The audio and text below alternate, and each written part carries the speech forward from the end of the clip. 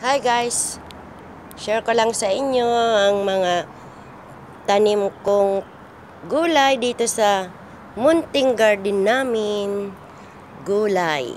Ito siya, yung mga kamuti at saka yung kangkong.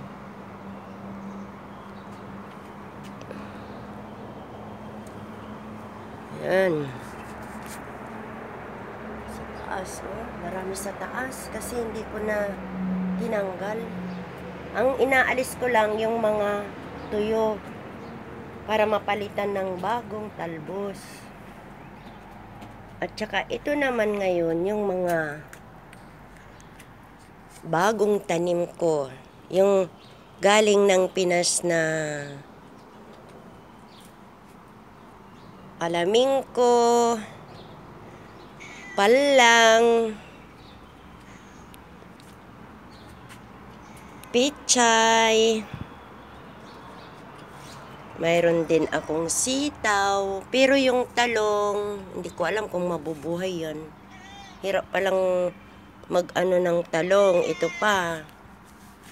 Sitaw yan, pichay. Tapos mayroon din akong kamatis.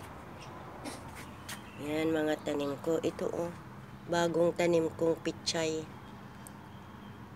Yan yung galing sa Pinas na punla.